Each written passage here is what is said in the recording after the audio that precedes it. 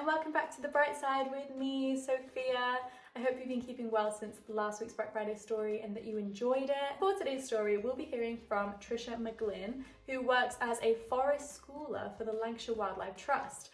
Now, I'm not gonna lie, I wasn't sure what this job was, so I had to get Trisha to clarify it for me. The position is basically one where you teach children wildlife and nature skills, things like how to build a safe fire, learning about different insects, and she goes on different sort of trips where they do camping trips and things like that. So that's the job that Trisha was doing up until last year when the pandemic hit and completely shook her work life and turned it on its head like it did for so many of us. And again, like so many of us, Trisha turned to a new hobby and a new little project that soon became a business. Her partner Kevin encouraged her to combine her creative talents with her love for candles, which I mean, so relatable. Who doesn't love a candle? But he encouraged her to put them both together, put them to good use, and to start making her own candles. And that's exactly what she did. She's been selling these candles since February, and they are also environmentally friendly. Let's love our planet. But before we hear all about it, I'm going to give the usual disclaimer, which by now you should probably be able to recite with me. These videos are intended to brighten your day and put a smile on your face. I'm not trying to shy away from the difficulties that people are still going through in these very strange pandemic times. I'm hoping though that by the time this video comes out, we've got brighter days ahead of us. Now let's get on with today's Black Friday story. Here is Trisha. Hello, my name's Trisha and I work as a forest school leader for the Wildlife Trust, but at the moment I've been furloughed for the past year. I'm definitely going to carry on making candles because I really enjoy it, and I've been approached by a local cafe and a lovely gift shop within my area, and they've asked whether I'd be willing to sell my candles within their shops. So I said, of course, I'd love to, thank you very much.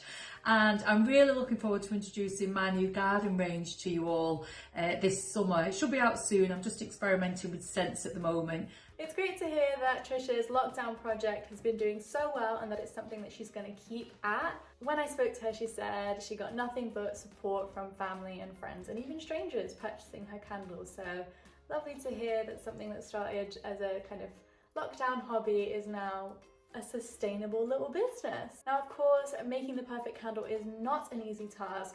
Trisha said there was a lot of trialing and testing involved in the early stages until she finally found that beautiful balance between her mixture of 100% soy wax and essential oils in her candles. And what's more, the packaging comes in recyclable jars. It's great to use materials that you can reuse and upcycle and give new life rather than just throwing away. And when I first spoke to Trisha about her story, the first thing I wanted to know, or see rather, is how she makes her candles. Now, luckily for you, Trisha has actually filmed some videos for me showing us the process of making a candle. Take a look. Hello, I'm Trisha, and today I'd like to show you how to make soy wax candles. So first of all, do some research, decide which soy wax you would like. I like using these because they're all in nice little flakes and they melt lovely. Once you've chosen the wax that you'd like to work with, get yourself some nice weighing scales, put them onto 0, put the container that you're weighing your wax into onto 0, and then add the wax. So next you're going to melt your wax. If you haven't got one of these pans like I've got, so inside here you just add some water through the nozzle there, and then you place your wax in and you heat it gently up to temperature. If you've not got one of them, do not panic, you can still make candles. Just get a suitable pan, fill it with water, find a container that can withhold the heat, and then you just pour your wax into there and wait for it to melt. So I've brought it up to temperature using my thermometer, okay, and I did the fragrance oil, and now I'm getting ready to let it drop down in temperature, and then it will be ready to pour into the glass jar. While the wax is melting, I always get my jars ready, or vessels, okay?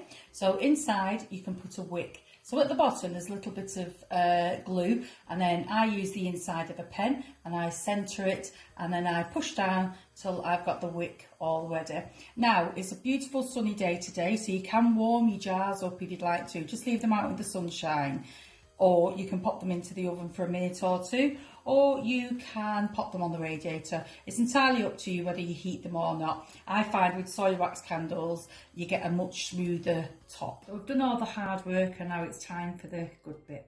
So we've put the wick in the bottom and we've scented it. And then we just add one of these. Essentially, it's just a lollipop stick with a hole in. So the temperature's down, I've checked it. It's at 170 with the fragrance oil. So now all I'm going to do is pour in the beautiful wax.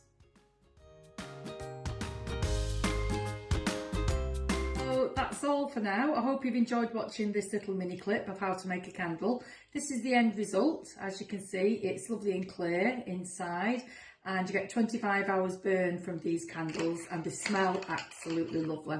One little tip though for you is when you've cut the wick short after it's finished burning the next day, if you're not going to burn it for a while, just store it upside down and then all the fragrances will release to the bottom.